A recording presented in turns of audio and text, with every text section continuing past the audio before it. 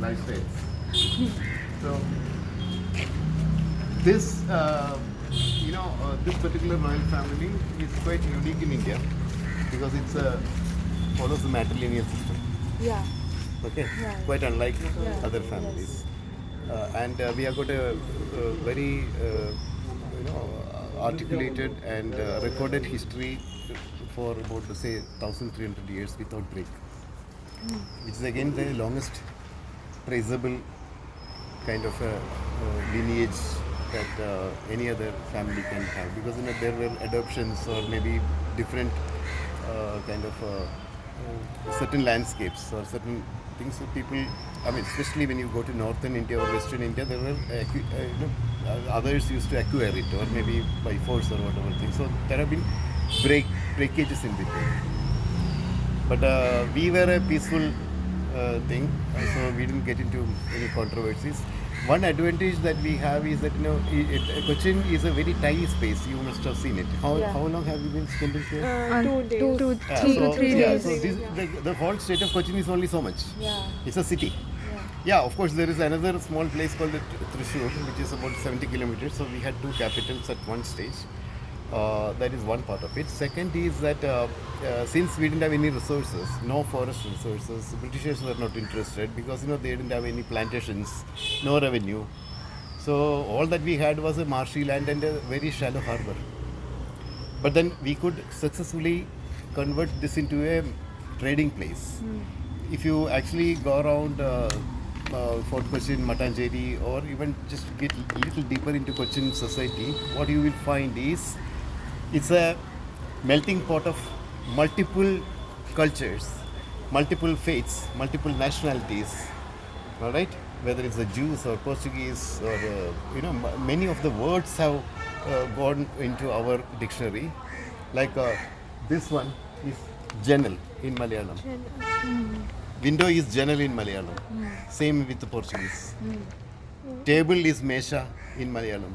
Same with Portuguese.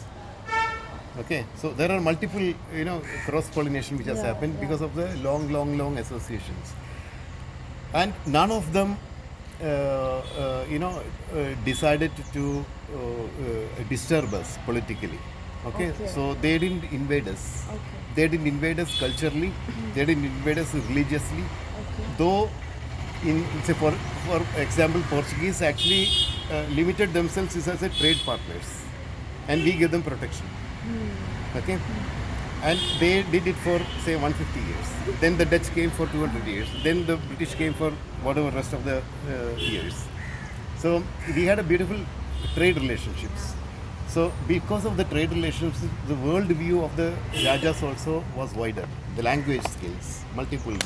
Many of them could speak in English, beyond English, some other foreign languages also, German and whatever, in whatever ways. So it actually became a trading place. Though we didn't have plantation, no tea, no spices, nothing except a coconut and kaya produce or whatever thing, we still somehow survived, thrived,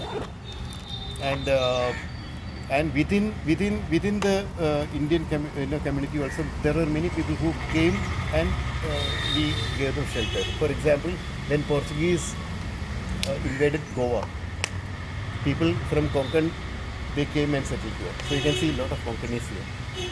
We gave them places of worship, warehouses, money, freedom to practice their own whatever religious practices. So what happened was, we actually, as a collaborator, we facilitated the Maharajas of Cochin, one by one, without fail, facilitated the whole, kind of a harmony. What I know. So people also gave us in plenty by giving them their Dutch architecture. Our buildings are, you can see that. So there was no issue of we didn't fight. You won't find even a single Maharaja of Cochin wielding a sword. All of them were, quite simple living, high thinking, and so since we could generate our own revenues out of our whatever limited resources with all the foreign trade connections, we could actually invest more into the infrastructure. We didn't make polo grounds. We didn't make hunting grounds, or we didn't make golf courses, but then we made harbors. Got it? Yeah. We used whatever we saw there. The island is an artificial kind of a thing. We made airport there within that. We supported the World War by allowing aircraft to operate out of the our own airfield. Then naturally railway connectivity, a lot of developmental projects, infrastructure wise, the complete re-engineering of the administrative system, professional management. Okay, every department at one stage was handled by European or British service ICS officers, and we also had our own understudies beneath them. So when they come for 5 years deputation, and then they go back to Madras service, but then by then our own local candidates were educated. They were sent to foreign universities in their own vertical whatever domain expertise, and they got qualified. So they took over, which means the administrative reforms were amazingly professionalized. Got it? So that way we are kind of a more of a peace-loving and accommodative. The plurality of whatever question that you see, of whether it's about maybe I think around 22 factions of people, whether it's a Jews or different people who had settled. Then Indian communities, much of them Gujaratis, Marwadis, Sirda, Sikhs, Konkanis, about 6 varieties of even Muslim community. Some of them from Yemen and all. Yeah, because all trade, whatever. Then 60 years we had some trade arrangement with Chinese also. So those are the recipes that you see as the Chinese fishing nets. Yeah. Our woks, the cooking woks, those are all called China chatti. You got it?